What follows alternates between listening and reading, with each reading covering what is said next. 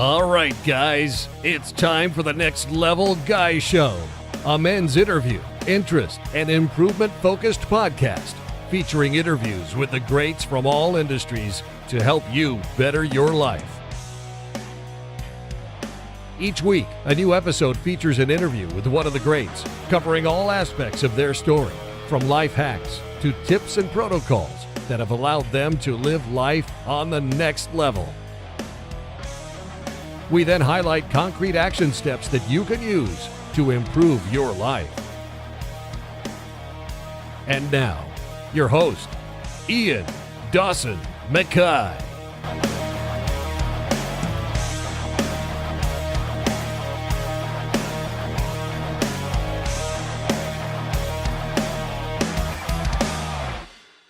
And today's guest is Dr. Robert Glover. Dr. Glover is a relationship expert with over 40 years of professional experience. He's the author of 4 books, including the groundbreaking No More Mr. Nice Guy, and he's the founder of Integration Nation, an international community for men. And in this interview, we break down why being nice isn't the goal you should aim for, and how to be true to yourself and live life as the real you. And now, let's get to the interview.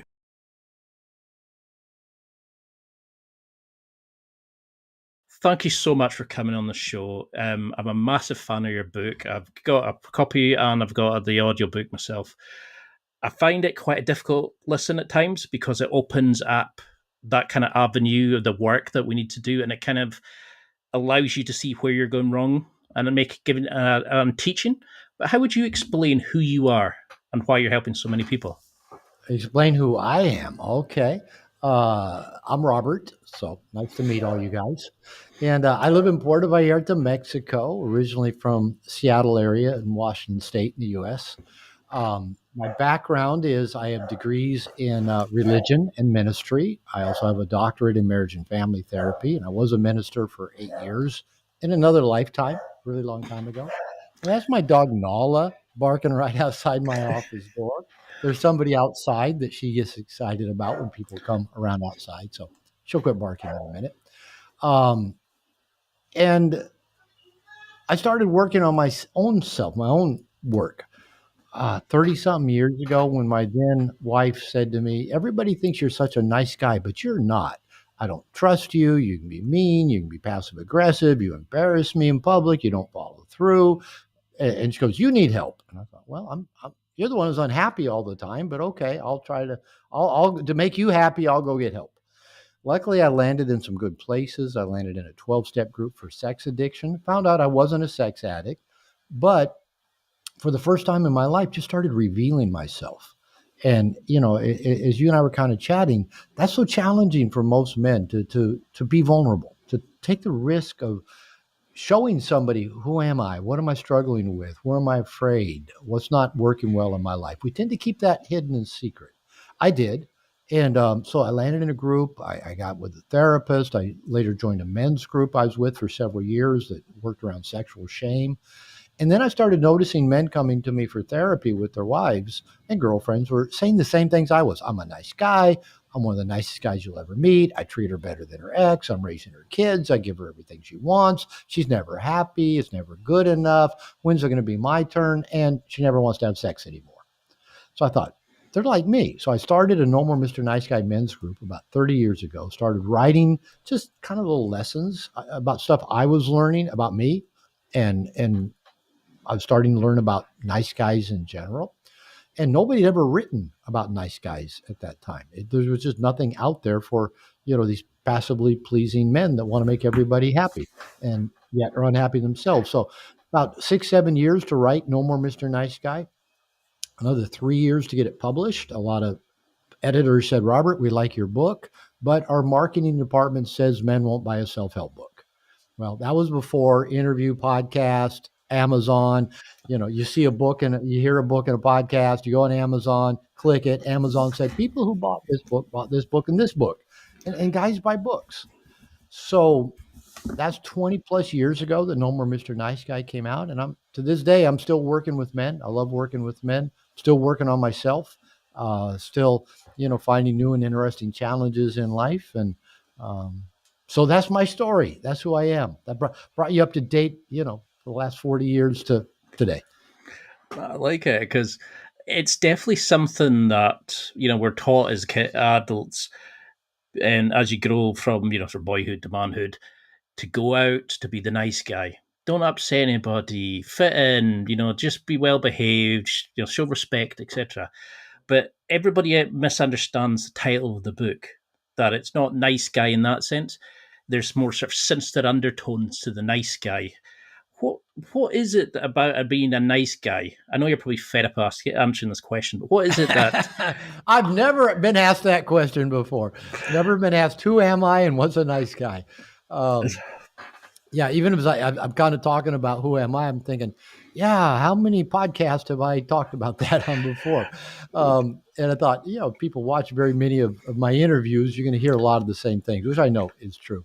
The nice guy thing. Yeah, the title is kind of an interesting paradox. Number one is that, people might pick up the book and say, what's this, a book teaching men to be not nice? There's already enough not nice men out there. And, that's a typical interpretation. And then another interpretation is, what's wrong with being a nice guy? I would have asked you the same thing 35 years ago. I would have told you, I'm a nice guy. I'm one of the nicest guys you'll ever meet. And I thought that was a good thing. I was trying to be different from my father because my mother raised me to be different from my father. So I thought that made me a better person. I'm not selfish or narcissistic or angry or controlling. I'm trying to be different than all the quote bad men I've heard women complain about. Oh, men, they just want one thing. Back in the day, it wasn't toxic masculinity, but there was the same message during the angry feminism of 60s and 70s that I grew up with. Yeah, every man's a rapist. An erection's a sign of aggression. It's just all this, don't be that guy, right? So, and I grew up in a fundamental Christian church. Be a good man, be kind, be caring, be gentle, be passive. Don't be selfish. Don't put yourself first. Don't rock the boat, and repress your sexuality. That was a big part of it too. Hide your sexuality. Sex is bad. Sex is dirty, evil, and sinful. So save it for the one you love. That paradox seemed to be lost on most people. So, the whole nice guy thing is, a nice guy is a guy who is trying to do two things: become what he thinks other people want him to be, so he'll be liked and loved and get his needs met. So he's very chameleon, kind of like, lick your finger, hold it up, see which way the wind's blowing. Okay, I'll be that. I'll do that. I'll look like that. I'll behave in this way, perform in this way. Then I'll be liked and loved, and I'll get my needs met. The second thing that a nice guy is trying to do is hide anything about him that might get a negative reaction. So if I do something and you frown or you scowl or you get angry or you walk away from me, oh, that was wrong. I did the wrong thing. And so nice guys end up hiding a lot. Their needs, their wants, their opinions, their feelings is a big one, and their sexuality is huge. Because we think, oh, if somebody sees that I'm a sexual guy, or that they know that I look at porn, or I'm turned on by young, attractive women. Oh, no, people will think I'm disgusting. So nice guys are walking through life, in a sense, by being really inauthentic. You can't really trust a nice guy. Who is he really? What does he really think? What does he really feel? What does he really want? What's he really up to? You don't know. And so that makes it really challenging to be in a relationship with a nice guy. He won't say what he wants. He won't set a boundary. He won't ask for it. It's just, and nice guys lie a lot. We tend to think a nice guy wouldn't tell lies. But if you're trying to become what you think everybody wants you to be and hide anything and get a negative reaction, you actually have a little lie coach in your head that says, tell it this way, or leave that part out, or misdirect their attention, or bring up that good thing that you did, or just, look like you don't know what they're talking about when they say, that lie coach is coaching us all the friggin' time. Okay, that's not a nice guy, right? That's not a nice human being that's constantly thinking of what lies do I need to tell in order to go along and not get in trouble, not have consequences, not have anybody mad at me, not have anybody leave me. And all of those often add up to nice guys really not being their true selves, not asking for what they want, not expressing themselves. And then they use something called covert contracts, which we can talk more about. It's a giving to get. And nice guys, because of all these patterns, often end up being pretty resentful. and passive aggressive. And passive aggressive just means indirect, roundabout, unconscious expressions of anger. We can actually be out and out mean. When we don't get what we want or get our feelings hurt, we can be pretty hurtful to the people around us, all the while thinking I'm a really nice guy. So there's a lot of pieces, especially in interpersonal relationships. But another big piece is nice guys often are huge underachievers. We often fail to live up to our full potential for various reasons, either because being successful will put us in the spotlight and we'll be too visible and people might criticize us or have a higher standard for us. We think we might make other people feel bad if we're too successful, or we'll maybe, rise too much above the family standard we grew up with. And that will, make our family, oh, who do you think you are? That kind of thing.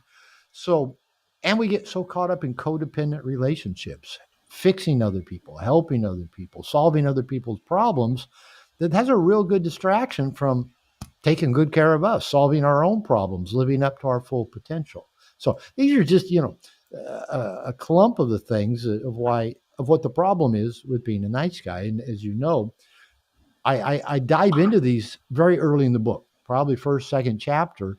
I start talking about what's wrong with being a nice guy, because I want to establish up front, not that nice guys are bad or wrong or evil or anything like that. I'm a recovering nice guy. But just to kind of be the big stick upside the head, all the while we think we're being nice and building up credit in the bank for being all our nice credits. Nobody should ever get mad at us, leave us, call us out. People should like us. Those things actually make us not nice. Because it's amazing. Because I like to listen to like the audiobooks, and I kept feeling myself stutter. Like when I was walking, I would sort of, and then I would stop and go, "Oh my god, that really hit home." And there were so many things that just kept opening up about why I'm attracted to certain people, because I try to fix them rather than try to fix myself. Why I self sabotage, because I don't want to I don't want anybody to have an opinion that maybe I'm not as perfect as the image I want to portray. And it was just one thing after another. But one thing you really hit home in the book is about how the relationship with your father dictates how you're going to be as a man yourself. Do you think this is the problem now, that we have a generation of men that are, led by mothers, OnlyFans, porn, social media? So we're now playing a character to try fit in because we don't have a male role model, or we don't understand how to be masculine. So we allow others to dictate the journey we should go on. To answer your question, all that true. When I started working with men that I call nice guys, so 30 plus years ago, most, at that time I was probably my late 30s. I'm late 60s now. So, 30s. And most of the men I worked with were probably around my age in the US, what we might call baby boomers, men that were born after World War II. And I've quickly found out that every nice guy had their own story. We often had a number of similarities, but we weren't all the same, and we didn't all have the same story. At first, I thought, well, all these other nice guys out there are probably just like me. And I found out they weren't. So our stories with our fathers can be varied. Back in those times, 25, 30 years ago, the most common stories I heard was father was either absent, he'd left, divorced the son's mother. The boy never saw his father, or absent because he worked a lot or traveled a lot and just wasn't there around the family. I heard stories of fathers that kind of fit more with my father's story, maybe that they were angry or maybe addictive or maybe abusive to the children or the boy's mom. And so I heard a lot of that. And a few of the guys, basically said, well, I grew up in a Leave It to Beaver family, but, they didn't really ever know their dad, and they didn't really have a depth of connection with their dad. Now, nowadays, when I listen to younger men, whether this is millennials, Generation Z, a lot of them are telling me, oh, my dad was a nice guy. And it makes sense. My son just turned 39 2 days ago, and his father, he's a millennial, was a nice guy, me, right? And what a lot of the young men I hear say, all my father taught me was, don't piss off your mother. I mean, that was kind of the rule, because dad was walking around on eggshells, right? Not trying to piss off the kid's mother. And that's how I was when my son was young, of course, as well. And I wrote No More Mr. Nice Guy when my son and stepson were, teenagers, between about, probably 12 and 18 years old is when I was writing the book and really doing my own work. So at least my son got to grow up with an evolving, recovering nice guy father. But I know that I'm sure that still had an impact on him. That just don't upset your mother. What was kind of the key message.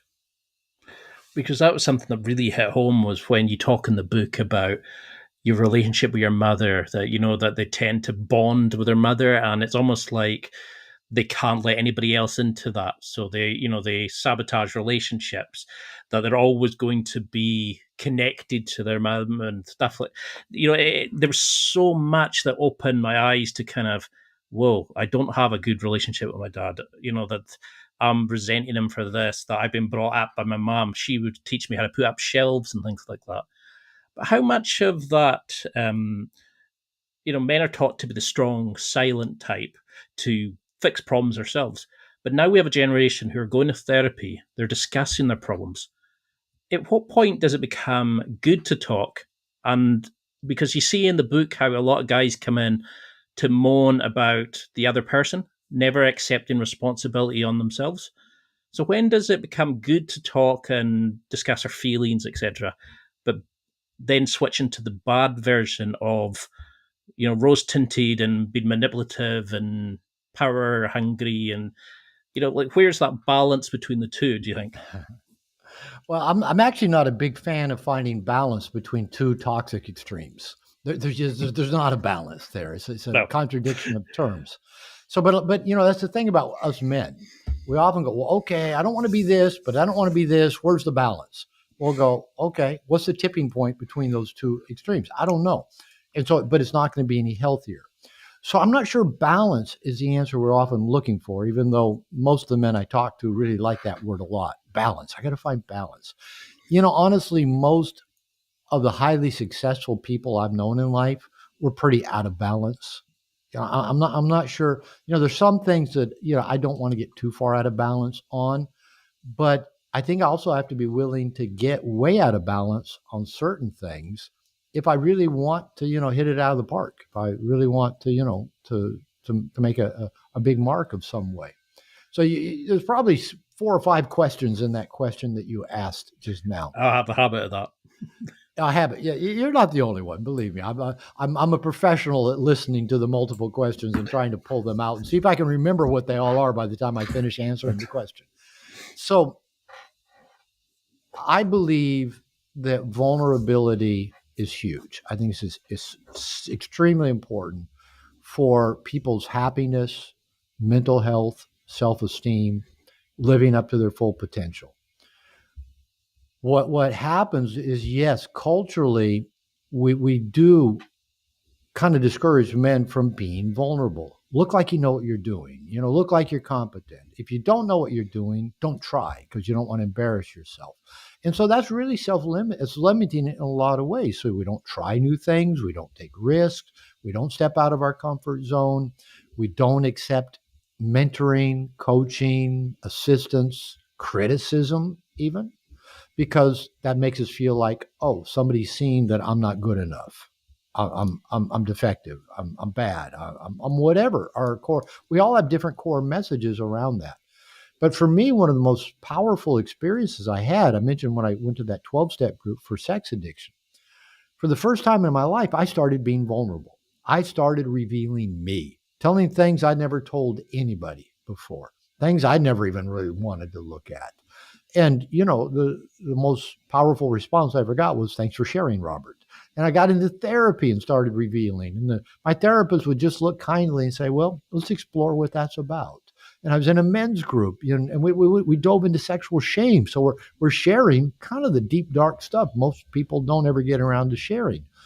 And then when I realized nobody rejected me, nobody thought I was evil, nobody attacked me, and that actually found out I was actually pretty normal, maybe pretty tame, actually. And so that was so powerful to have that vulnerability. And for example, I do workshops, a few times a year. I'll do a workshop here in my office, usually about 8-10 guys. I've started a men's program. It's an international program called Integration Nation. I've been working with men, like I said, for 30 plus years. And what I found that if you can give men a safe place to just tell their story, talk about them, that is contagious and that other men then open up and want to reveal. And that becomes the basis of how we develop depth of genuine connection with other people, how we escape this loneliness trap that so many men are in today, how we break out of our hidden addictions that we don't ever let anybody take a look at, how we break out of all the fucking time wasters we have, social media, scrolling YouTube, doom scrolling Instagram, surfing for porn. We start revealing that stuff and take that risk and feel vulnerable.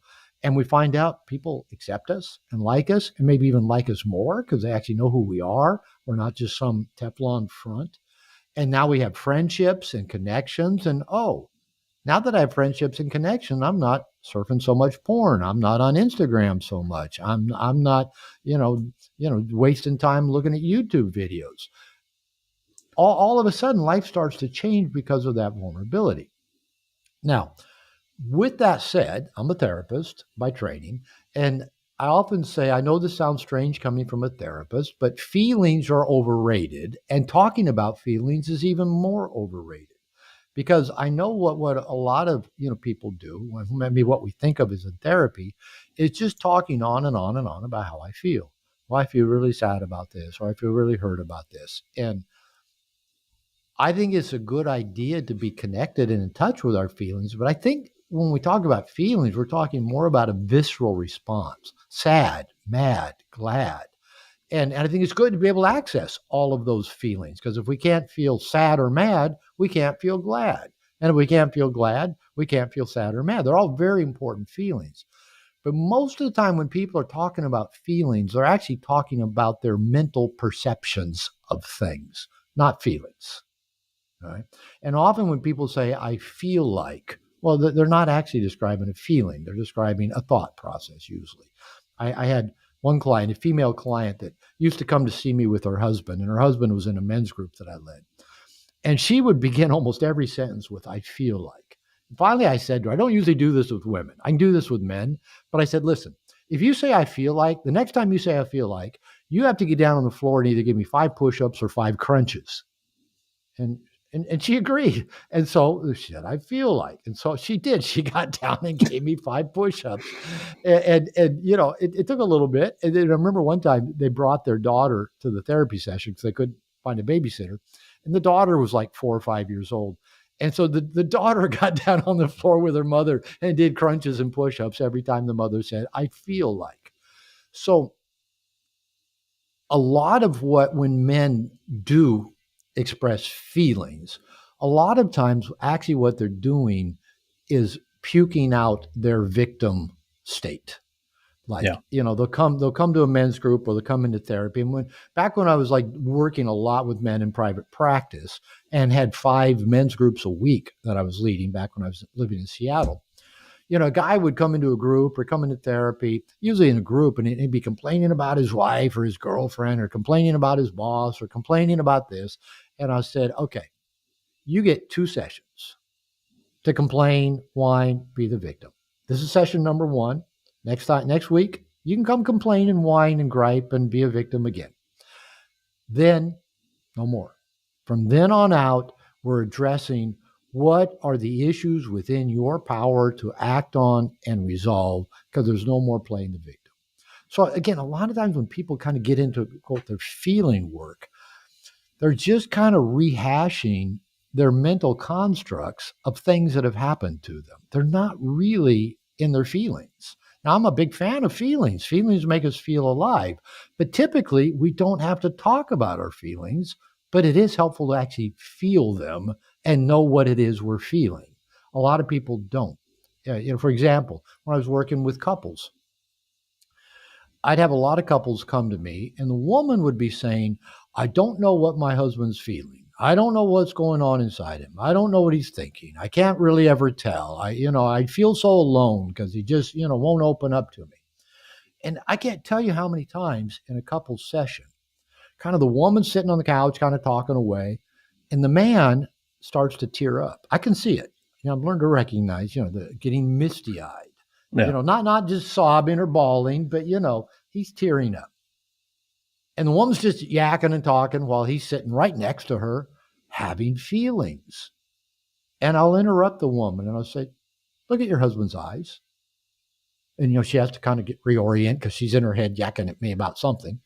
She looks at him and I said, what do you see? Oh, he's crying. He's got tears in his eyes.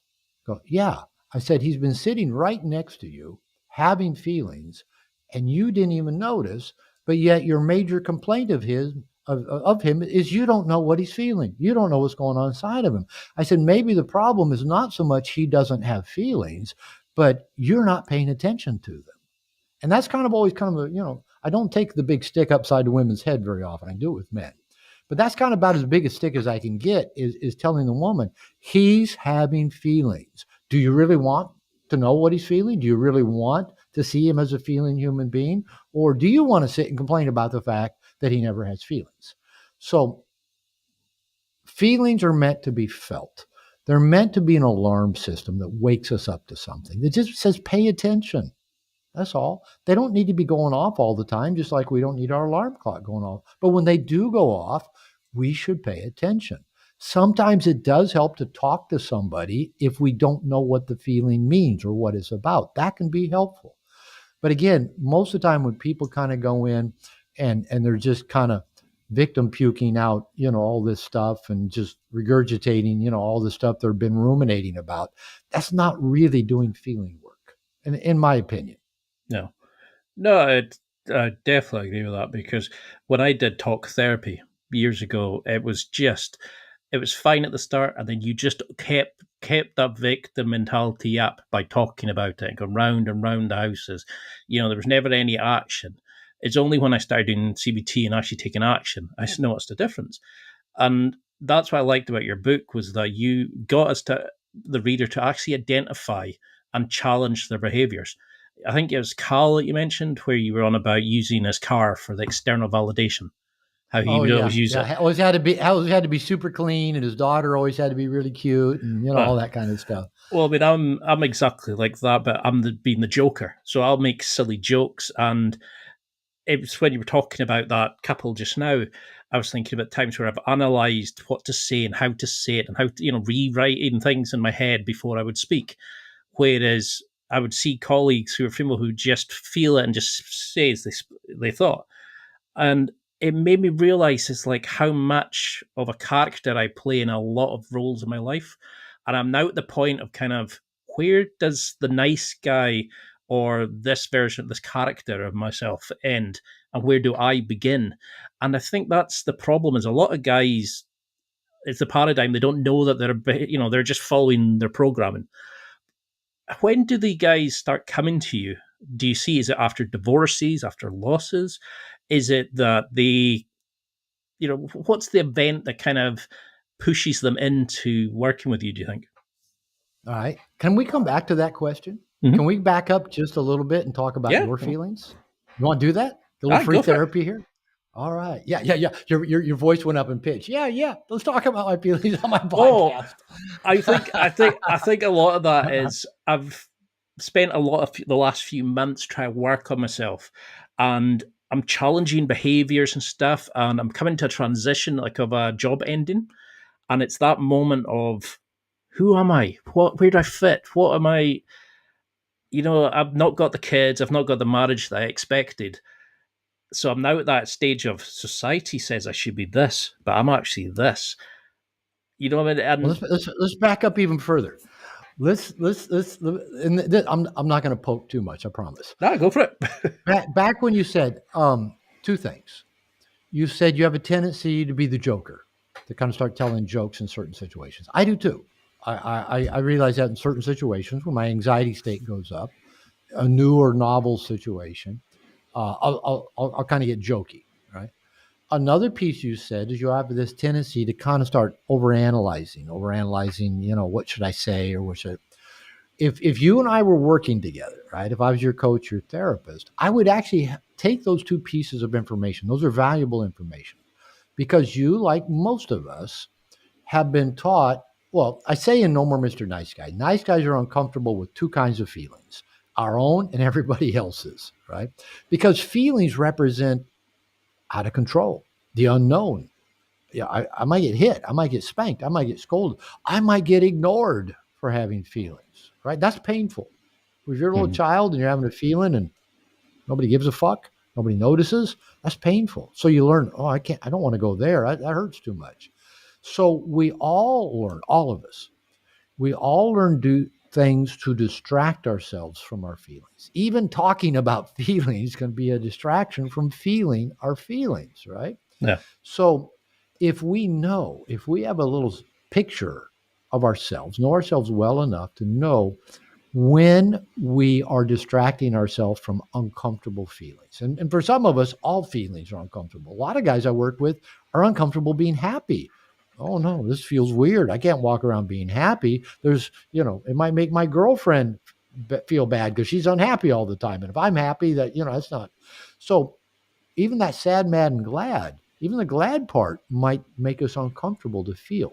But if we know what we do to avoid feelings, like maybe seeming really intelligent and smart to avoid feelings, maybe being the joker to avoid feelings, maybe, being bravado or trying to make a good impression to avoid feelings, or maybe clamming up and not talking at all to avoid feelings. Maybe, there's various ways we all can do it. So, what I would say to you, for example, if we were working together, I'd say, okay, next time you notice the clown in yous come out, the jokers come out. And if you can be the noticer of that, especially with no judgment, just notice, oh, I'm joking and I'm joking a little too much and trying a little too hard, right? Notice that without judgment. And then you can just get curious. I wonder what I'm avoiding. I wonder I wonder what I'm feeling, right? Now, this is not being overly analytical. It's just being curious. Mhm. Hmm. I think I'm just uncomfortable in a new situation with people I don't know. That might be all that it is, right? It's often things like that. I'm anxious. And mostly the two things you'll probably find is that you're either probably dealing with anxiety or shame. Shame is an internalized emotional sense that I'm not good enough. I'm not okay. I'm going to be found out. I'm bad.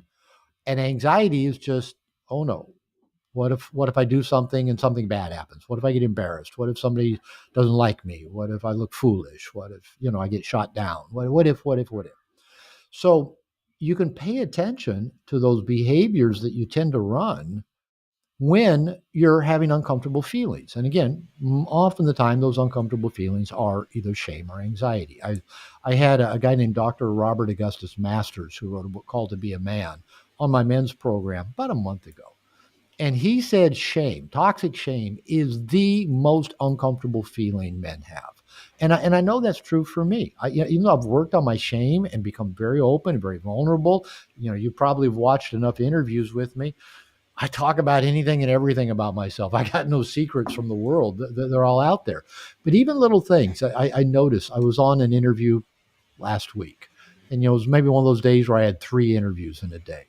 And about 15 minutes into maybe a 90-minute interview, I thought, I gotta go pee. I need to pee. And then I thought, well, I can't just stop the interview right now and say, I gotta go take a pee. Now, actually, I'm pretty good at doing that when I need to, but it's kind of an interview. So I'm thinking, oh, I think I can hold it. I think I'll be okay. And it wasn't until the interview was over that I realized I had shame about just saying, I got to take a piss. I'll be right back. And so I managed that by just doing whatever I had to do to get through, the interview. Yeah. So that was shame that, oh no, somebody will think badly of me, or I'll be a burden to somebody, or I'll be disruptive in some way. And it took me a good 45 minutes after the interview ended to even realize, oh, I had shame about needing to take a pee 15 minutes into an interview. So that's shame. And I repressed it. So like everybody else, I tended to, override it in some way. Okay. So be the noticer of that. When you get too analytical about stuff, might even just ask yourself, what do I feel? Or if you're being kind of the joker, being funny, or, being clever or distracting, go, what's up? What's going on with me right now? Now, again, I know a lot of people that do, quote, feeling work specialists. They'll say, all right, where do you feel it in your body? What color is it? And whenever people do those routines with me, I go, that's a poor excuse for therapy. You learn that in a workshop somewhere to ask the person, what color is it? Just notice. And a pretty good guess is, something that's triggered your fight, flight, freeze mechanism. So it's probably either shame or anxiety or fear, right? And, those are pretty good guesses. Probably you're not being the joker because you're glad. And you might be because you're sad, but it's probably more around fear or shame or anxiety. So these are just those little clues you can pay attention to do your feeling work. And then if you want to tell someone about that, tell it to your friend, tell it to your partner, tell it to your therapist. Hey, I discovered something about myself. When I'm in that jokey place, it's because I'm feeling an uncomfortable emotion. Now, if you tell this to your partner, your girlfriend, your wife, now the vulnerability we have is, oh, fuck, now she knows me. Now she'll call me out when I'm being the joker, and I won't be able to hide behind that anymore. So that's why it's actually, I think, healthy to tell our partners this stuff, because that requires another level of vulnerability of us getting out of our comfort zone and taking a risk, because that's what vulnerability is. It's taking the risk that somebody will see us. And again, nice guys, we're trying so hard to become what we think people want us to be and hide anything we think might get rejected or have a negative consequence. So this is such a powerful way of breaking out of those nice guy patterns, is finding safe people, a coach, a therapist, a men's group, a 12-step group, a minister, a rabbi, a best friend, and start risking opening up and telling things that you're uncomfortable telling about yourself. And then we can learn to just start doing that within ourselves pretty easily.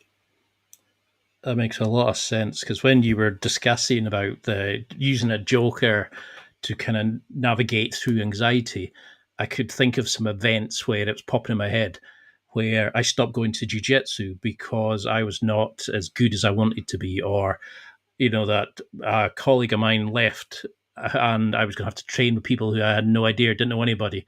And suddenly, instead of having a fail-safe person, a safe person to train with, I was like, oh no, I might have to be shown up by new people. I don't know how to Mm-hmm. connect with men anymore. I went out for a night out a few weeks back, and when I realized like how much I tried to control the scenario by how very analytical the questions I write are, rather than just letting interviews flow, for example. I went out for a night Yeah. out the other day, and we were sitting a bunch of us, and they said, "Oh, why are you not come back? Or what about you going to?" I think it was, "Why am I not going backpacking or something around the world with the money I'm going to get off in this payoff?" And I said, "Oh no, I could never do that. I've got really bad social anxiety." And they said, "What? I would never have said you've got social anxiety. You're on a podcast, you're up speaking to 30, 40, 80 odd students at a time, and I think you're talking at your arse, like making a joke of it." And these were friends I knew from work. And it was that moment of, I think it really hit home. Was it the Japanese saying? You have a face for your family and friends, you have a face for the public, and then you have a face for who you actually are. That part of you that you never let out to people. And I think that's when it really hit home of, people see me completely different than I personally see myself. I self sabotage. I'm a perfectionist. I will struggle to speak out.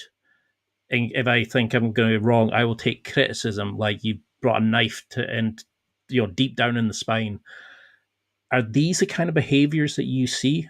The kind of Yeah. You sound normal. You sound like all the guys that I work, because like guys will say to me, Robert, oh, if I could just be so confident like you are, I could accomplish all the kinds of things you've accomplished. And I go, I'm actually not that confident of a guy. And they go, oh, yeah, but okay, look, how many interviews? I mean, sometimes a couple weeks ago, I did 11 interviews in a week. I've been doing interviews for years, right? Mhm. I've interviewed with some pretty big names, Bill O'Reilly, Geraldo, Dick Clark. I mean, I don't know if you know any of them, but I've interviewed with big name people, for years. So I've done it a lot. I do Q&A calls all the time. I'm in my zone of kind of safety and genius and expertise. Put me at a party where I don't know anybody, and all of a sudden, I don't come across quite the same way. All right. So we all have these kind of vulnerabilities. We all have our insecurities. And of course, we're all doing our best to, hide them from ourselves and hide them from people we know. I mean, we're all doing that. And that's the beauty that I love about, if you came over here to Puerto Vallarta, Mexico for a weekend workshop and you're in here with 7, 8 other guys, everything you just shared about yourself Friday night, it's all just why'd we come here? What do we want to get out of the workshop? What's going on in our life? Everything you just shared, those few minutes right there, everybody'd go, yeah, me too. Yeah, me too. Yeah, I do that. I can relate to that. And other guys would share stuff. You go, oh yeah, I get that. I relate to that. And that's such a gift to, lately I've been referring to it. It's the secret sauce. It's just that magic ingredient that helps men blossom, level up to the best version of themselves, start living that good life that used to be a fantasy.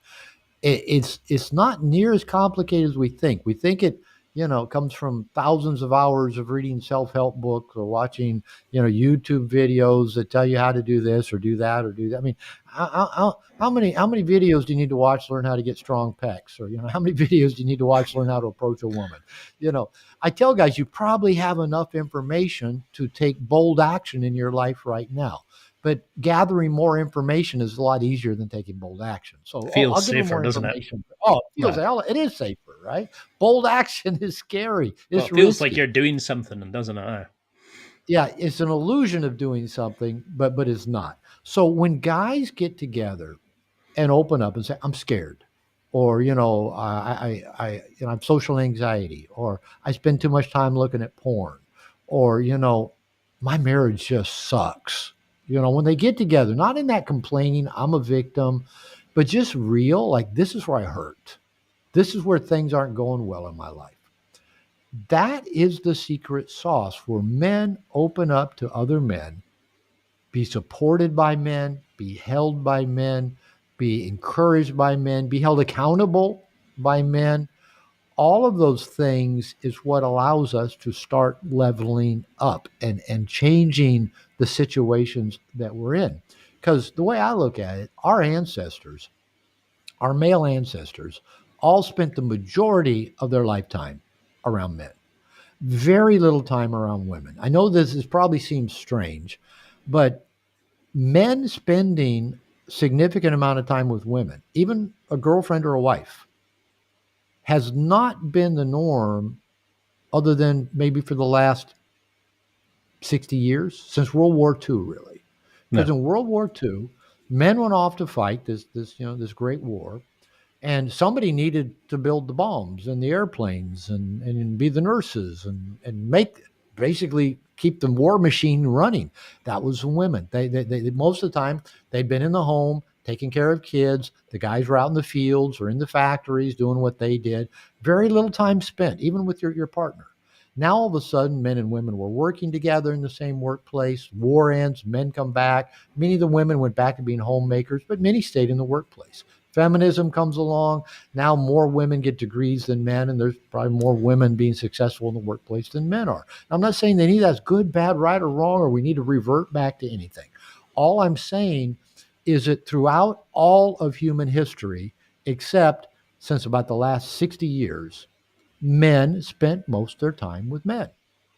And that's where we learned how to work as a team, is where we got, through men kidding each other, teasing each other, busting each other's balls, lifting each other up, pulling each other through, cutting each other down. All those things that we men do with each other is to sharpen us and give us a band of brothers and help us live at our very best and do our very best job at things. Nowadays, we don't have that, right? Men hang out. I call it men hang out in the nursery. A guy, you know, I don't even know if a guy even has to have a job anymore. Most men, can kind of get by. So they got their smartphone. They can look at porn. They don't have to talk to, a woman. They don't have to be in a relationship. They can watch. They can binge on Netflix. They can surf the internet for shit they don't need. Like I said, they can waste hours on Instagram and YouTube. They can smoke a lot of dope, drink a lot, go do a lot of plant medicine. Whatever it is that they do to distract themselves from actually fucking getting out in the world and living up to their full potential, living with purpose, living with passion. I'm not being judgmental. I love men. I love working with men. But it is so easy now just to sit and let information get pushed at you, on your phone, that why would you go do anything if it's easy? I just get pushed, look at all this great information getting pushed to me on YouTube. Look at all these hot women on Instagram. Look at all this great porn I can look at. Why would we get out and do anything? So I think we men need that vulnerability with other men for men to be able to say, hey, Robert, hey, Ian, you're kind of wasting your life. Hey, doom scrolling on Instagram. What's that getting you? Spending 2 or 3 hours hiding away looking at porn. How's that working out so far? And it with love and support to actually level up, because that's when we get happy, right? Those feeling states again, happy. For men, we get happy, I believe, when we have the depth of love and connection with other men. I don't think women tend to make us happy. I mean, I'm talking about the heterosexual men. We think the right woman is going to make us happy. But I often ask men, think about your past relationships with women. This is not a criticism of women, by the way. It's a misperception we men have of women. I'll say, look at your past relationships. How many of them made you more happy than unhappy? And, if you go through every single relationship you've been in, at some point, they must have made you more unhappy than happy because you're not in them anymore. Yeah. Right? If they were making you more happy than happy, you'd probably still be in them, and so would the woman. Right? Now, this is true whether you're gay or straight. But we have this expectation that women are going to make us happy. But they don't. They really don't. I've been married 3 times. I've been a marriage therapist for 40 years. That's a false impression we put on women, that they're going to make us feel loved and whole and complete. I get those feelings from men. When I'm with men, that's where I feel loved and held and whole and complete. Because my guy friends don't love me 1 minute and then think I'm a jerk the next minute, or call me an asshole the next minute, or withdraw from me or withhold their affection. Women do that to me. Men don't. So when we get this connection with men, really open up and trust men, find safe men we can be with. That's the secret sauce for most things. We just got to get out of our comfort zone. All right. I tell men, take the social media apps off your phone. Every man I tell that to, especially the younger he is, I say, take social media apps off your phone. Leave them on your desktop. If you want to look at them on your desktop, look at them on Firefox browser so they're not tracking you. Get them off your phone. And guys go like, what would I do if I couldn't, scroll Instagram? I couldn't watch the YouTube videos. I couldn't swipe right for all those hotties on Tinder. What would I do if I couldn't look at the news? I couldn't read the sports. What would I do? And I'm like that. I don't have social media on my phone, but yeah, I got the sports site, so I can look at my favorite ball team, and I'll look at the news, and it's just a distraction. Okay, so what can we do to get out there, get connected with men, get vulnerable with men, get supported by men, get held accountable by men, and actually start living our best life, living up to our full potential? And so that's, to me, the secret sauce. We need men in our life to go do that.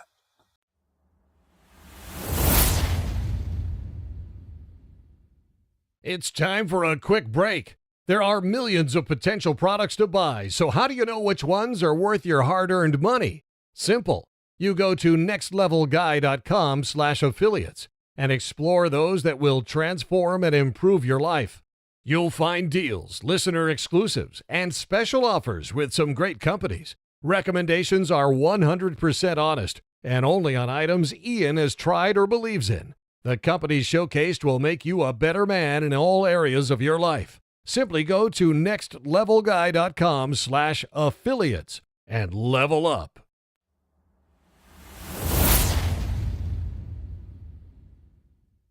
Because I think there was a study, I'm trying to remember who did it, but it was something like 72% of the people who responded had said they barely had any male friends or had a best friend.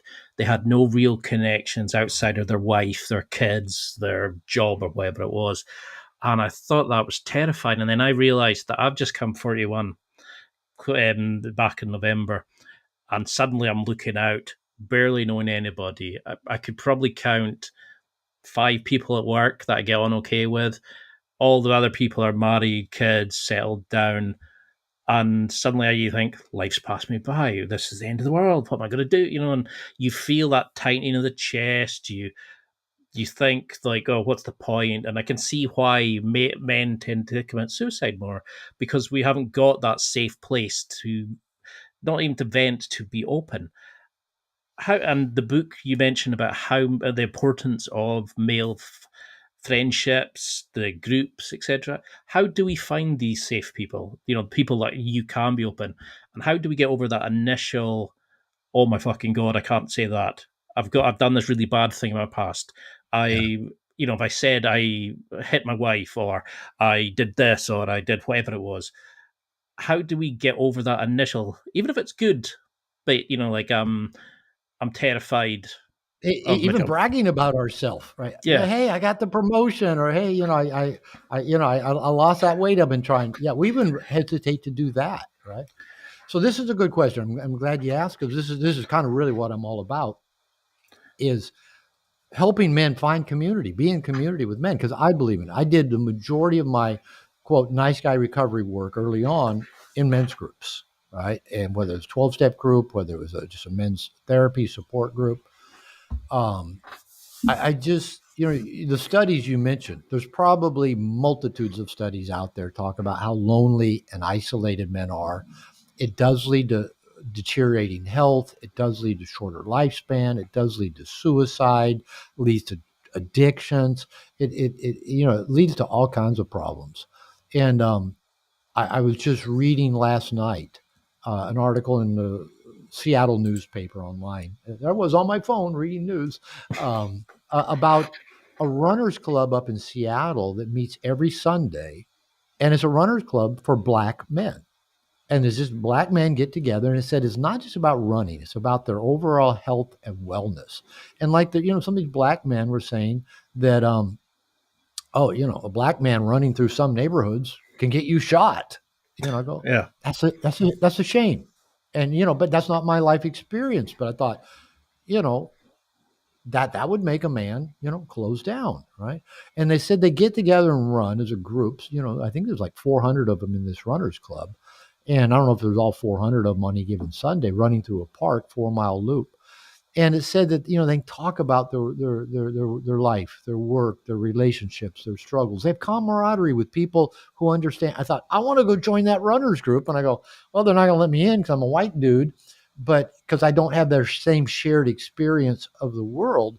But I thought, but I want that, right? I want that. Doesn't matter if it's a black runners club. There's somebody turned me on to a group in the UK a year or so ago. And I'm going to get the name wrong, but it's something like Andy's Club. And it was, That's what I was going to mention. There's one called, I think it's Shed Club as well, where retirees get together and they build stuff and they fix a lawnmower and they all sit and chat about their problems. yeah, how But cool. because they're fixing a problem, they're not focused on what will they think, what will they do. They just talk and be themselves. And I Yeah, think, and yeah, I think it's Andy's groups, the that other one. Andy's, some, they meet like every Monday throughout the UK in small groups all over the UK. And I think, they'll have a beer, just talk. But it was started when a guy named Andy committed suicide. And it was started by his mother and his best friend, who said if he'd had someone to talk about, he probably wouldn't have committed suicide. And when I saw this model that they're using, the guys that lead them, they go get a little bit of training from them. And, it's free. You just drop in and, get this connection with guys. So I'm just such a big advocate and a big fan of any way that men can find groups with other supportive men. And again, be real, be vulnerable, talk about what's real. And all it takes is one guy. If I'm in a workshop and one guy says, I spend way too much time looking at porn. Now all of a sudden, 4 or 5 other guys, me too, me too. They might not have ever said that if that one person hadn't. Now they can open up. They feel safe. I'm not going to get, people aren't going to look at me like I'm bad or a pervert. So I'm a believer in this. So like 7 years ago, I just married my wife. We'll come up on our 8th anniversary this November. She's Mexican. I'm living in Mexico. I'm learning Spanish because she doesn't speak English. And so I'm living in a foreign country, foreign culture, working at home. Everything I do here is in my home, in my house. I didn't have a lot of guy friends here. When I was single, living in a different part of town, I had more men that I knew. Most of them were gay because it's a very gay part of town. But I had guy friends there that, I'd connect with. And I was thinking, I have maybe one and a half good guy friends in my life. And I'm kind of struggling in my new marriage. I feel lonely. I feel isolated. And so I was leading a workshop. I think I was up in Seattle actually leading the workshop. And one of the guys in the workshop, I shared, I need a men's program. He said, I just joined this men's program with this guy who studied with David Data for 12 years. And we have these retreats. And I go, sign me up. I'm in. And I started working with that coach. I joined his program a few months later and did it for 5 years. And now I went from having maybe one and a half good guy friends in my life. I got 25 to 50 men I could call up and in a heartbeat, they'd get on an airplane, fly down here and be here for me. I didn't have that 6 years ago. And I tell you what, it's transformed my life. My life has changed. I'm in the best health of my life. I'm now as lean and fit as I've been in 25 years. I've launched a new company in the last year. My marriage has improved dramatically. I travel. My businesses are well. Financially, I'm doing well.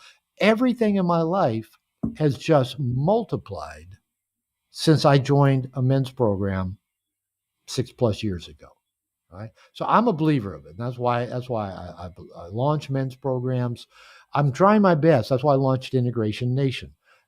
It's my men's program international where men from around the world can get on a program. Like today, every Thursday we've got a call. Right? I did it earlier today, my time. Every other Thursday it rotates time. So like today would have been a call people in Europe could have attended. Would have been early evening your time. And today I got to do an interview with a guy named Dr. Orion Taraban, who's got an interview called Psychax that I've been on. And he's really popular, just wrote a book called The Value of Others, talking about the sexual marketplace. And it was so much fun having him on that call and talking to him and having all these men on there and asking him questions.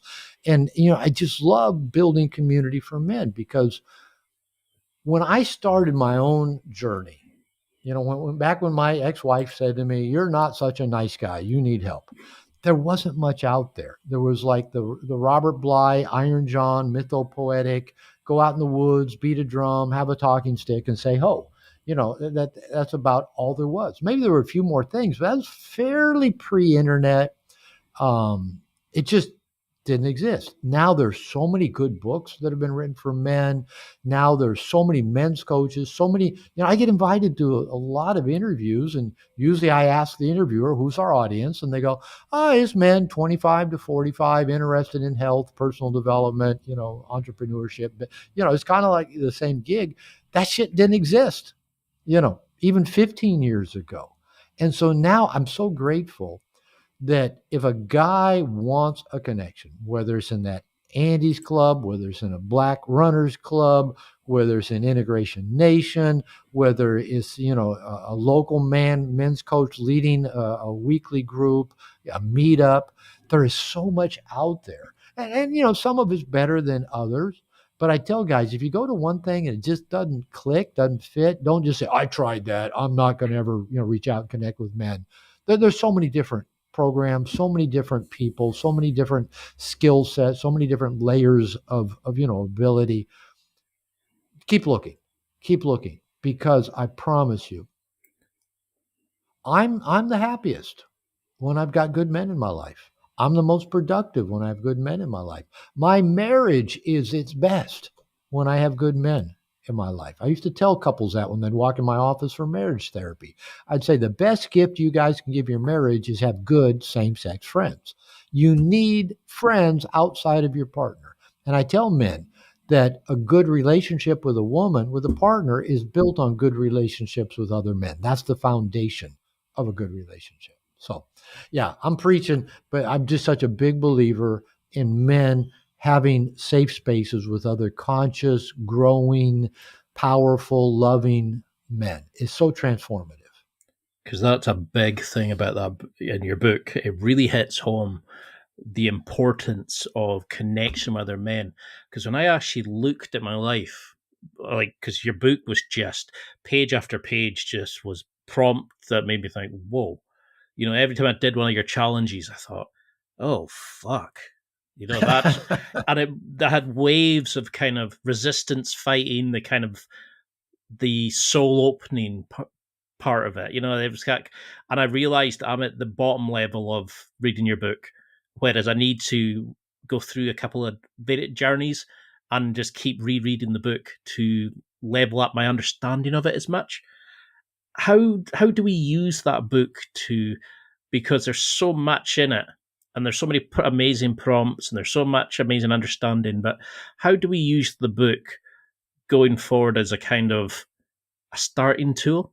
You know, because we can join the club, we can speak to our partners, but how do we start taking our power back? You know, how do we take away the blocks, the covert contracts, the you know, how do we stop being a soft male? I think you referred to this generation of males being led by nice guy fathers.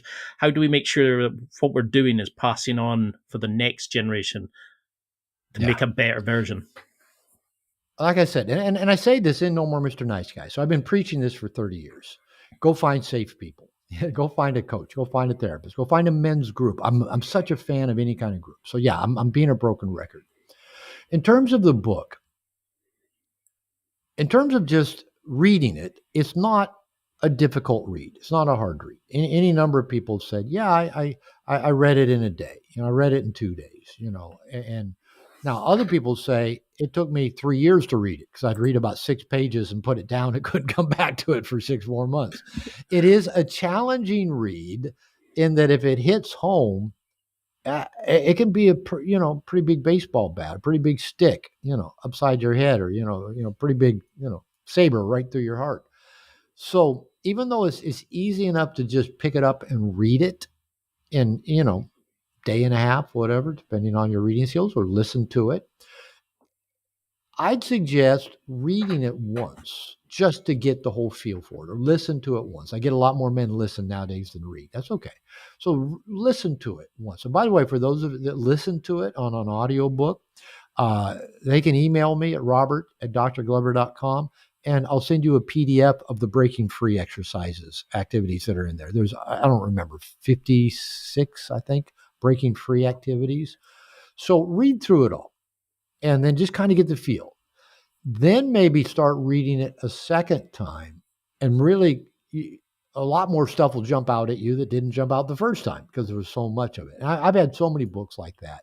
I remember listening to The Power of Now by Eckhart Tolle.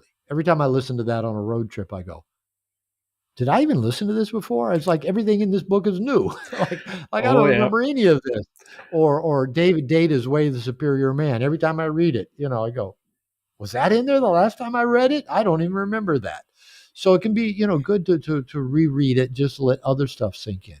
And then start working the breaking free activities. And they're all the way from just things you can do to observe yourself, something you can do in a few minutes, something that might take more time and energy. Like one of them is go take a trip to a foreign country by yourself where you've never been and maybe don't know the language, right? That's such a powerful way to get out of your comfort zone and go practice being you, because nobody knows you. You can be anybody. Just go be you, in this foreign country. Get out of that comfort zone and your anxiety management strategies that you're used to using. And so there's all kinds of different activities. And my suggestion is get a partner, get a buddy, get in a group, get somebody and work the exercises together and talk with each other about what you're experiencing. Because I say to nice guys all the time, you did not become a nice guy in social isolation. You're not going to break free from nice guy syndrome in social isolation. We guys, we really do. We want to just read the book, watch the video, listen to the audiobook and go, okay, I got it. I can change all this. Again, it goes back to we don't want to be vulnerable. We really don't want to be seen. But I really do think, again, that's a secret sauce, and it is the thing that will most challenge us. So don't just read this book by yourself and think you can break free from the nice guy syndrome. I wrote the book. I've been working on me for 30 years. I've been working with thousands of nice guys. I've been in my own men's programs. I still need support of other men. I've got a men's group that I've been in. I started it 7 years ago with 7 guys. We just had a call yesterday. We talk every other week. We've been doing so for 7 years. We're committed to be in this for life. When we started it, we said, let's do it for life. And so I still need these support systems because this stuff just keeps coming up in different layers and different ways and different manifestations. And so I need my brothers. I need my bros to help me do this.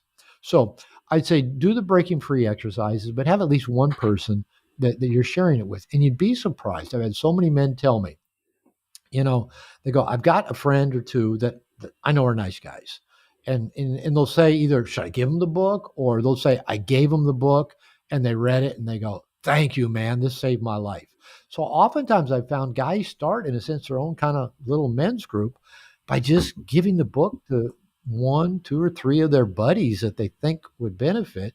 And the buddies are now going, yeah, let's talk about this. This is good stuff. And there's just this natural thing that men do want to talk about this once they get once their eyes are opened to how their nice guy patterns have been existed and where they came from and how they're getting in the way, and they see there's a different way to do this stuff.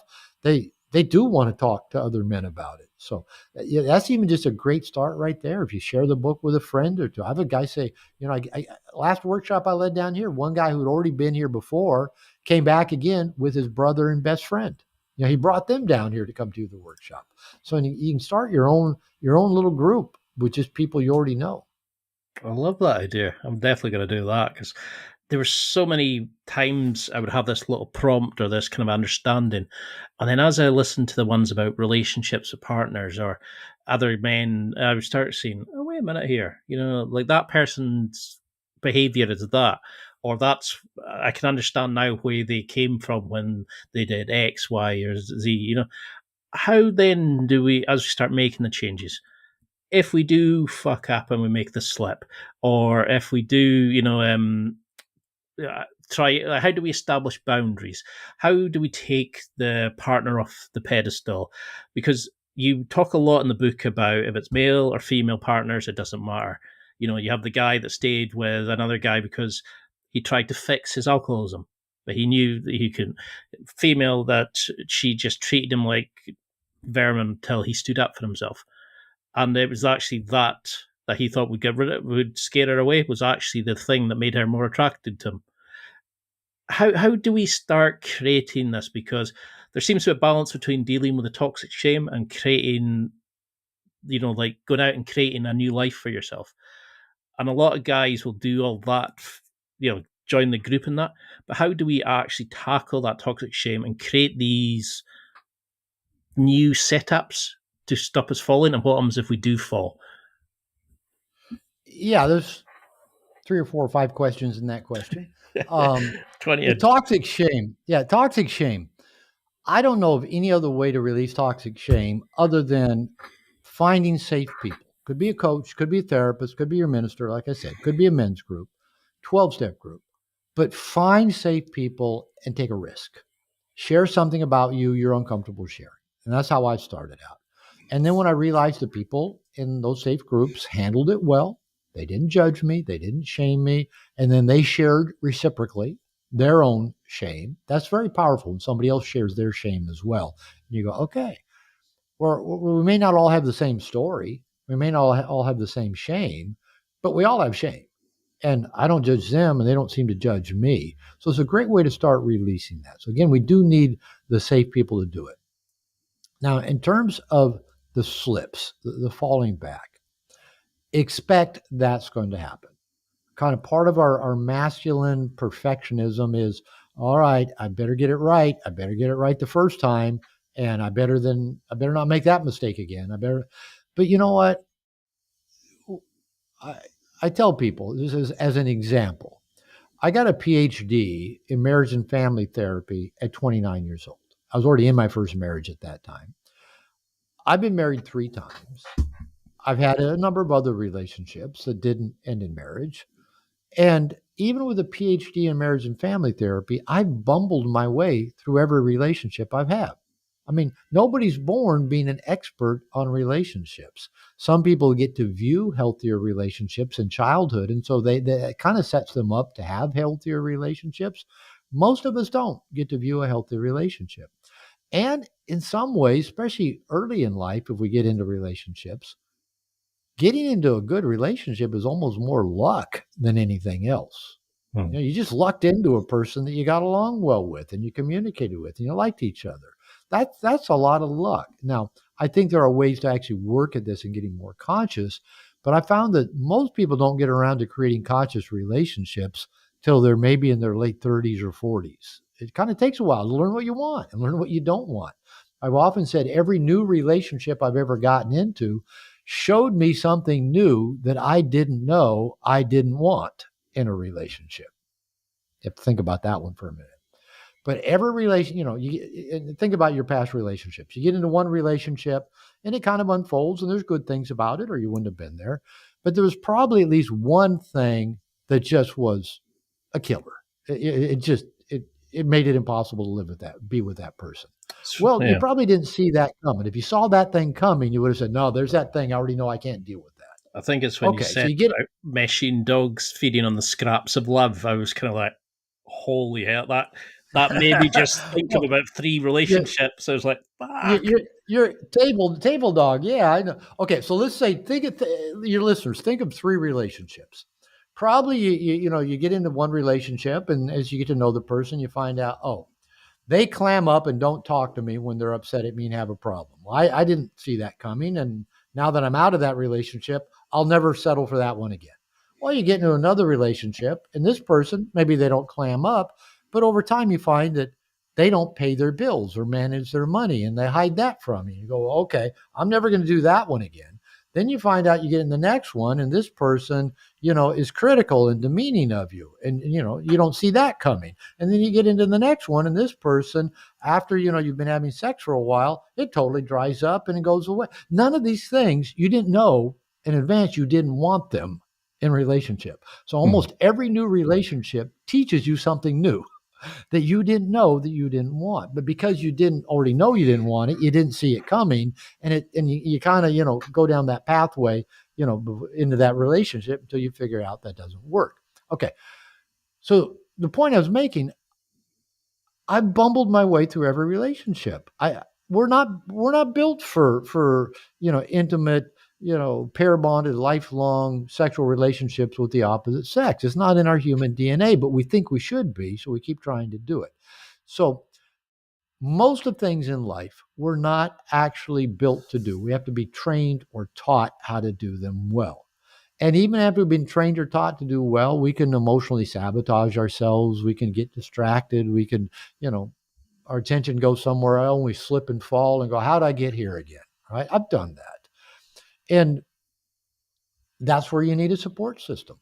I had an event in my life about 10 years ago where I slipped and fell. I engaged in an old typical behavior for me that I thought I'd overcome. I thought I'd gotten over. I had a relapse, and not only did I have a relapse, but I indulged it for a while, a few months, and then finally when I kind of woke up and started dealing with it, I thought, how did I get there? I thought I'd worked on that. I thought I'd resolved that. I hurt myself. I hurt other people. And I was talking with a buddy, and this good friend of mine. This is what friends are good for. And he's a psychologist as well. He said, Robert, you can be a dick, but you're not a dick. And he said, once you integrate those two things together, you'll have this figured out. And I go, oh, yeah, I can be a dick, but I'm not a dick. I'm not a bad person. I'm a good person, and I can do some hurtful things. I can do some unconscious things. I can accept both of those things about myself. So learning to accept all parts of ourselves is integration. And that's what I'm all about. It's teaching men to be integrated men, not hiding this stuff about ourselves, not trying to become this over here, but just taking everything about who we are, our light, our dark, our good, our bad, our spiritual, our material, our happy, our sad, bringing them all and integrating them together, saying, this is me. This is me. And showing that to the world and say, here I am. This is me. And you know what? That makes us really interesting people, as opposed to the Teflon men I talk about in No More Mr. Nice Guy. They go, I do everything right. I don't do anything wrong. I don't fuck up. Look at me, tell me how good I am. That's not at all interesting. It's not interesting to other men, and it surely isn't interesting to women. We men think, oh, I have to be perfect for a woman to like me and want to be with me. Now, women get with imperfect men all the time, and it's those imperfect rough edges that give people something to connect with. If you're smooth and Teflon, what's there to connect with there? So love and embrace your fuck ups. I tell guys, no more Mr. Nice Guy is not a chronicle of my successes. It's a record of my fuck ups. It's all the things I did that didn't work. And and that's okay. I used to joke a few years ago when I was single. I got good enough at dating that my clients said, teach us what you're doing. I go, I'm not a dating coach, but I was having success, so I kind of figured out what I was doing, taught courses on it, and I've written 2 books on dating. But I joked, this is about 15 years ago, when I was single and going through a period with no girlfriend in my life. I'd say I'm a marriage therapist that's been divorced twice and a dating coach that doesn't have a girlfriend. And men are still lining up to pay me money. So apparently we don't have to get it all right or be perfect all the time, because I think men, maybe especially, are more trusting of the teacher that's fallen down and gotten back up again, who's made the mistakes and learned something of value from them, rather than the guy that just read it in a book or went to school or saw it in a YouTube video and now he's out there teaching it like he's an expert. Yeah, it was a sideline. People send me stuff all the time and go, "This person's ripping off your stuff." Somebody just sent me a thing off X yesterday of somebody talking about sexual, emotional tension and listing a bunch of stuff. I go, "They're ripping you off," and I go, "Okay."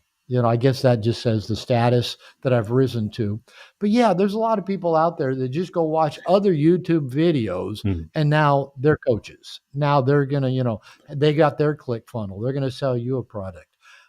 I think those people, we quickly see through them. But the person who's been at it, who stumbled and fallen and gotten back up again and learned from it, I trust that person. They got something to teach me. So kind of going back to your question, I think we have to work at not being judgmental of ourselves for not being perfect. Let's embrace our faults. There's no mistakes, only learning experiences.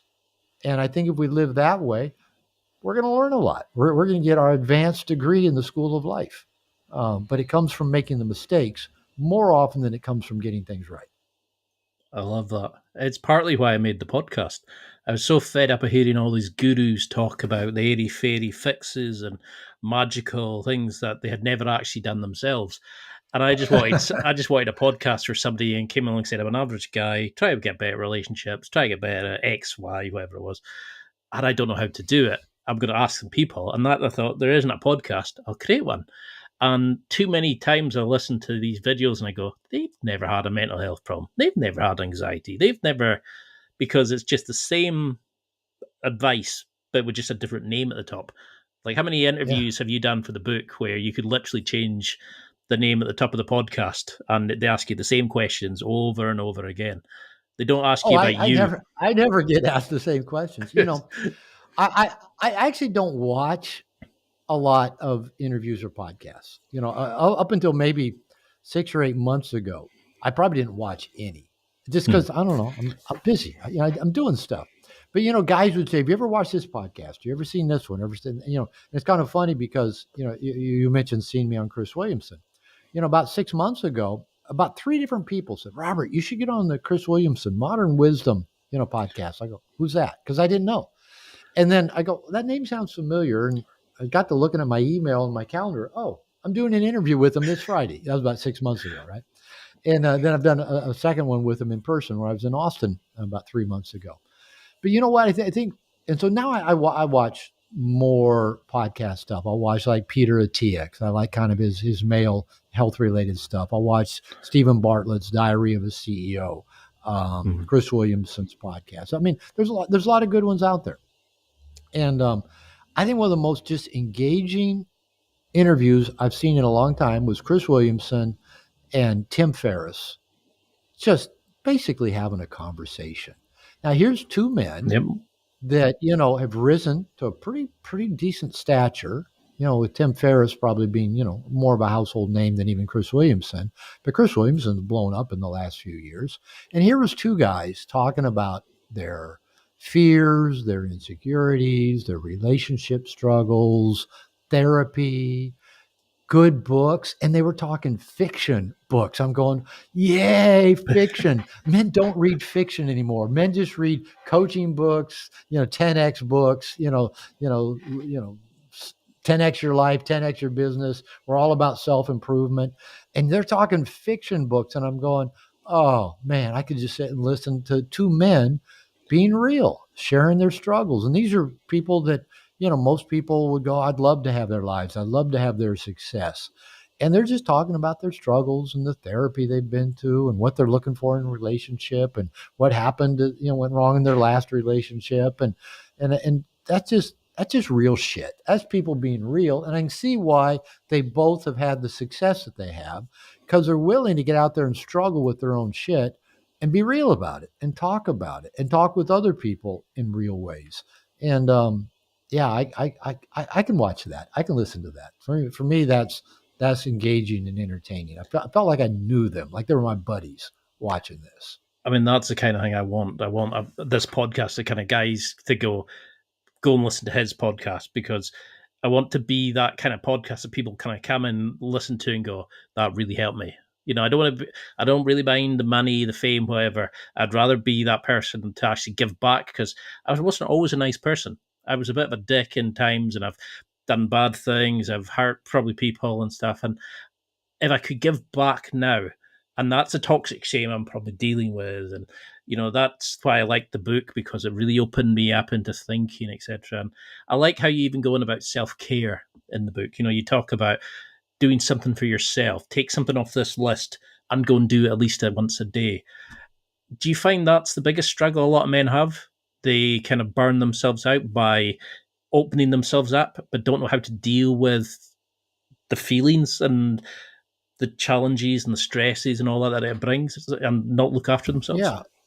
Well, yeah, let's talk about self-care. And then as my own personal self-care, we'll maybe wrap up with that, because I have to take care of myself before the next interview I do in a few minutes. I was going to say we've got about 10 minutes. I'll take good care of myself. I think it's huge. I think it's absolutely huge, this whole self-care issue. When I do my workshops, I teach a lot about what I call cooperative reciprocal relationships, of how we consciously surround ourselves with resources to help fill our bucket, to help get our needs met. And those resources can be people, just friends, acquaintances. They can be professionals. They might be your accountant, your attorney, your therapist, your coach, your personal trainer, your chiropractor. It can be practices you do every day, your meditation, your morning pages, your trip to the gym, your walk in nature, and they can be packs. They can be groups of people you have in your life. And so I walk guys through a 3-step process of both looking at what resources they have in their life to fill their bucket. Second part is, what resources could they use? Do they need? Kind of like, when I said I need a men's program, it was in the process of teaching that unit in a workshop that all of a sudden a men's program showed up. Just back in April, the workshop I was leading here, I said, I was doing that same practice. Page 2, I need a nutrition coach. 2 guys in the workshop said, I know a nutrition coach. One was a personal trainer that knew one. Another one's a guy that was working with a nutrition coach.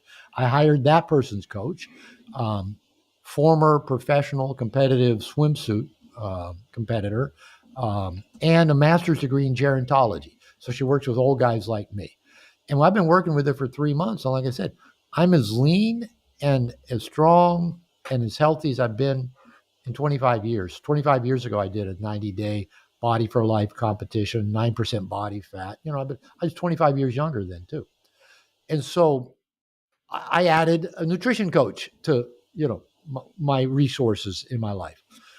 Page 3 of this practice is what do you have in your life that is no longer either cooperative or reciprocal? What do you need to either have a conversation about, cut out, just move it out of your life because it doesn't serve you?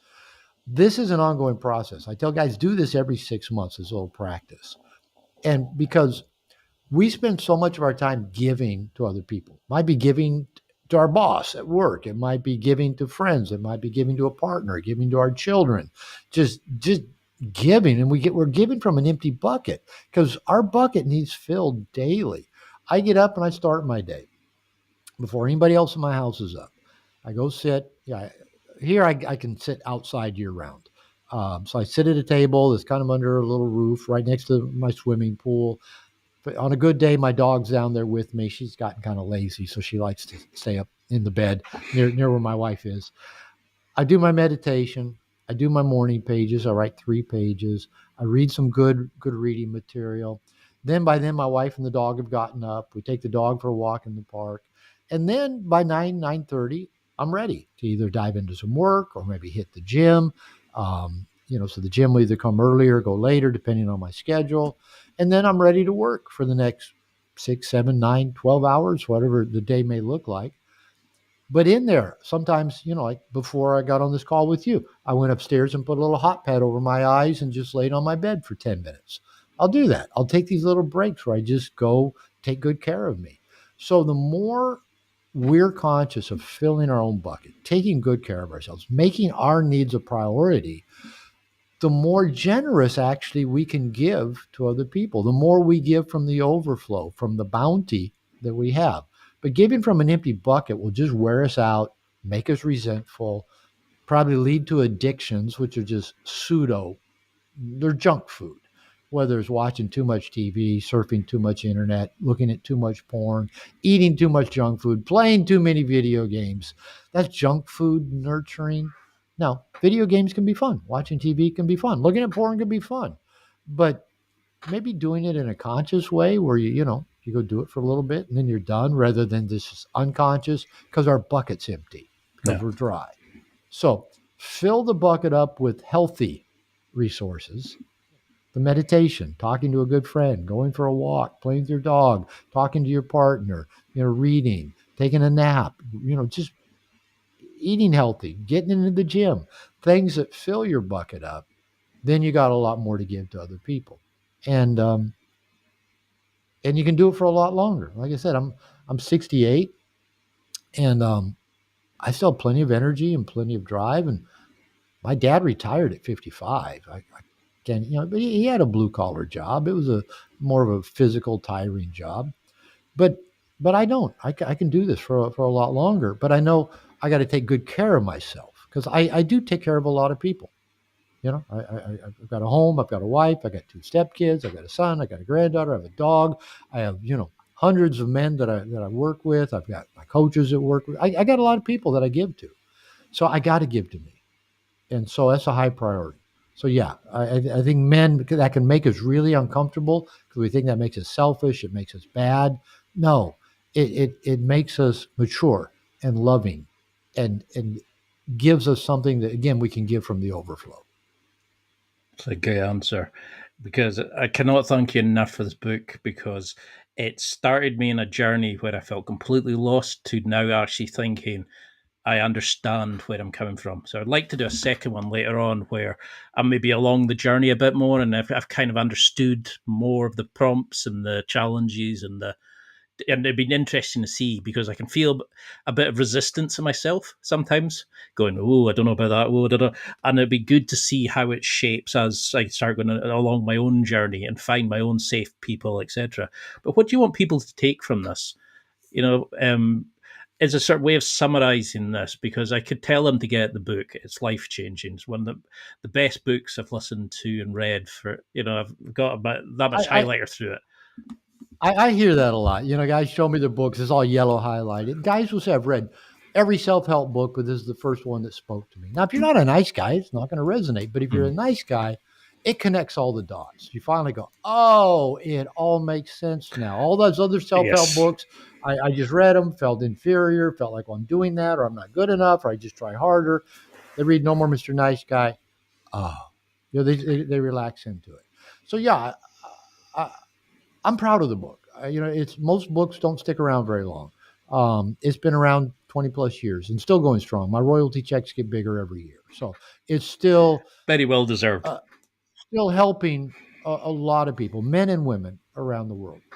I'll just keep going back to, you know, don't overthink this. Don't try to figure out some big plan to start But yeah, if you haven't read the book and it resonates, get the book and read it. Go watch. I've been talking shit about social media and YouTube. Go on YouTube and watch videos that I've done. If it resonates with you, go find a men's group, a men's program. Check out Integration Nation, integrationnation.net. Go to my website, drglover.com. I have courses, I have workshops. Integration Nation is my legacy. It's what I hope to leave behind, a worldwide men's program where men can go do this work with other good men and not feel alone, no matter where they live in the world. So there's resources out there. Don't do it alone. Challenge yourself to go find a friend, 2 friends, a 12-step group, a men's group, Integration Nation, whatever. Just go find some other men and risk being vulnerable. Take a chance. Right? Reveal yourself.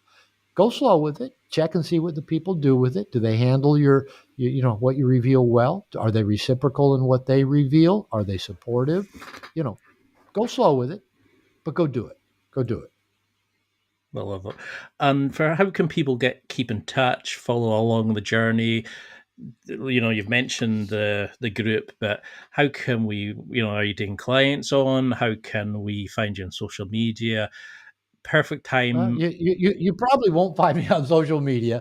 Now, Integration Nation does have social media accounts, and I do have a YouTube channel where I post videos on. Just started that a few months ago, and we just reached 1,000 subscribers yesterday, so that was fun. Congratulations. Fun. But I'd say go to drglover.com, drglover.com to find my courses, my podcast, my workshops. Go to integrationnation.net and just check out my men's programs, a membership program. We have over 55 calls a month that men in the program can access. And just I've got a lot of great certified No More Mr. Nice Guy coaches working with me. I'm on a call every single week, every Thursday. Like I said, we have great people that come on the show. Dr. Warren Farrell recently, Dr. Robert Augustus Masters, John Wineland. My mind just went blank on a good friend of mine. I had Sean T. Smith on there. Like I said, I had Mark Manson 2 weeks ago. This week was, as I said, Orion Taraban. Connor Beaton, that's what I was trying to think of. He's been with us. Those are all great people. Be great on your show. But, so we just have this vibrant community. It's growing. It's fun. We're supportive of each other. So, yeah, drglover.com, integrationnation.net.